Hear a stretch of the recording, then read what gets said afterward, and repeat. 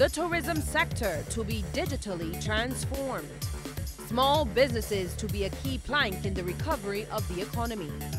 And in sports, West Indies women level the one-day series with South Africa.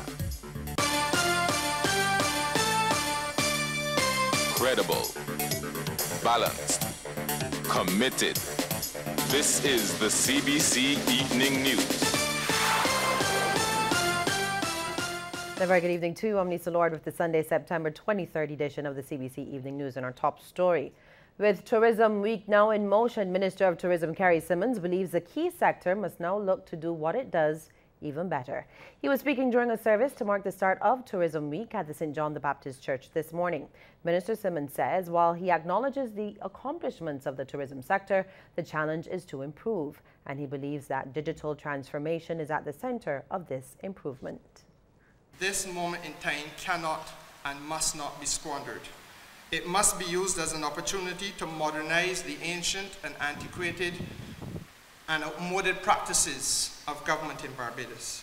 And this brings me directly to the tourism product and to the theme of digital transformation and tourism. And as your Minister of Tourism and International Transport, I give you the assurance that I am determined to make the available modern technology work better for you, the people of this country, and for the visitors to this country and the tourism product in general. Well, the tourism minister outlined a number of plans ranging from an airport app to e-passports and implementing widespread Wi-Fi at the airport, all of which are meant to increase the use of technology in the governance of tourism. Beyond that, I have instructed the board of Grantley Adams International Airport through its chairman that the airport must now cease to be a dead zone and must instead become an area with easily accessible free Wi-Fi connectivity so that all travelers can stay connected with friends, with family, and with loved ones. Meantime, pastor of that church, Reverend Wayne Curtin, reminded tourism representatives that service still remains a priority. Your service and our service must be the best that it can be, so that people will continue to see Barbados as this one of the safest places they can go to for vacation, and know that what is presented to them, what is offered to them as a package, is one that comes with tremendous service. Whether you're a 5-star hotel, a 1-star hotel, 5-star restaurant. Local small businesses will be the singular most important plank in the recovery and transformation of the island's economy. These are the words of President of the Small Business Association, Dean Straker, as he called on government support of the institution as it launched its week of activities with a church service at the First Baptist Church. It is important that our Barbados government move without hesitation in identifying the specific entities and channels that will assist those Barbadians willing to take a chance on their ideas and concepts to start their own businesses. Government must identify the agency that will provide startup funding at low interest rates and remove the bureaucracy and delay tactics associated with lending institutions. Well, Pastor Paul Leacock says it is essential that the church, as well as the Barbadian society, practice the biblical principle of giving. Because, you see, that principle of giving demonstrates our appreciation of the grace of God that is exemplified in Christ. Prime Minister Mia Amor-Motley will address the United Nations Secretary General's high-level meeting on financing the 2030 Agenda for Sustainable Development tomorrow.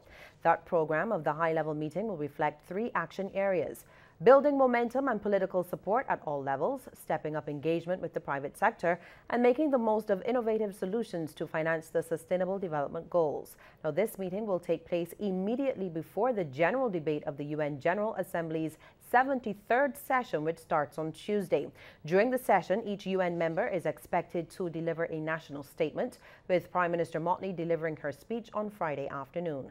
The Prime Minister will also participate in a roundtable discussion featuring global chief executive officers and world leaders during the second annual Bloomberg Global Business Forum on Wednesday.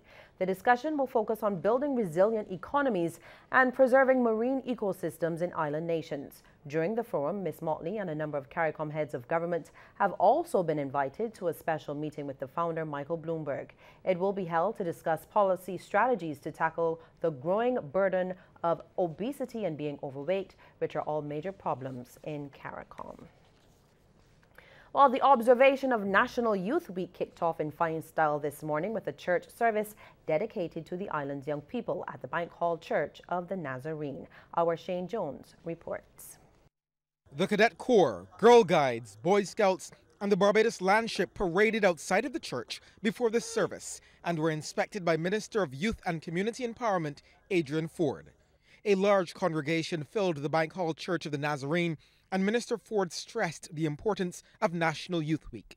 From our research, we recognize that there was a notable omission in relation to the dedicated space within the national calendar that allowed young people to celebrate their achievements, build awareness of issues, and engage youth participation in policy and program development. This week, therefore, was designed to provide such a platform. The theme of the week is Safe Spaces for Our Youth. Safe spaces go beyond physical locations, but also speak to virtual and simple, conducive environments where our young people are invited and welcomed to make contributions to policy and decision-making without fear. Reverend Anderson Kelman explained to the congregation what type of safe spaces they should make available for the youth. Somewhere where we can go when we're down and out, where we can go when we have a great idea and share without feeling any sense of rejection or condemnation. Minister Ford led by example, penning a song for the National Youth Week, which he performed with 4 young men.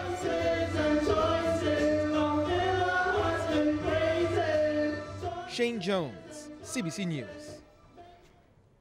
Well, young people must consider the lasting effects of social media when choosing how to respond to conflict. While admitting that her generation also engaged in violence, criminologist in the Criminal Justice Research and Planning Unit, Kim Ramsey, told Barbadian youth that because of social media, their past can easily be brought up and negatively impact their future.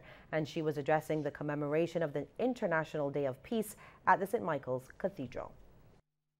Yes, people fought when I was going to school. But I will admit, though, that some of them were not on the level I'm seeing here now. But we did not have social media where things were permanently recorded.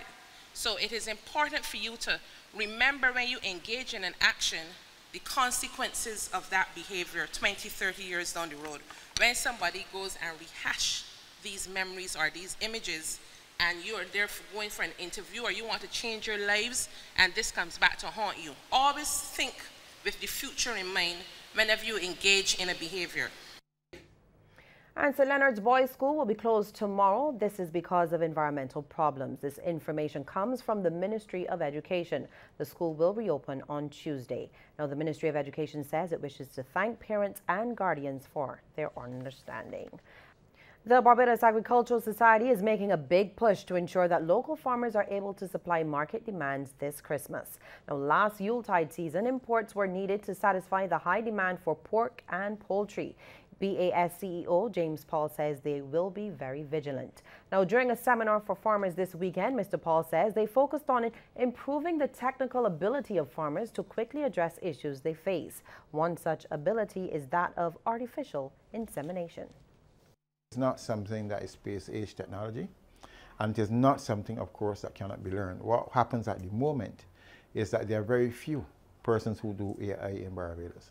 And in order for it to work, what happens is that they usually have to wait for an officer coming from the Ministry of Agriculture in order to come and basically, inseminate the pigs. And, all of that time, they're wasting time.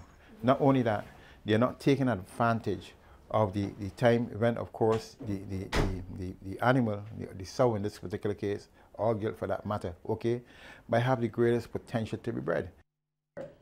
Now, Mr. Paul stresses in order to compete with imported products, farmers must be willing to increase their technical competency. In order to ensure that they can actually, you know, stave off that competition and compete effectively, we have to make sure that they are continuing to do the things on the farm that help them to compete. And AI is one way. And of course, in addition to that, this seminar this morning, we are going to have some management tips for farmers that will help them to improve the management operations on the farm, which is very important that we want farmers to do, right? The practices on the farm in terms of the biosecurity issues that they have on the farm, those are things that we continually have to pay attention to. Regional news now. A mock election will be held across Tortola this week, all in an effort to demonstrate the vote tallying technology that the government wants to use in upcoming general elections. The Office of the Supervisor of Elections says during the exercise, residents will use voting equipment developed by a company in the U.S. Supervisor of Elections Juliet Penn says residents will be given fictitious candidates and political parties to vote for, and then they will feed their ballots into a tabulator. She says the public would be given the opportunity to vote like in a normal election, and at the end of the poll, the results will be given.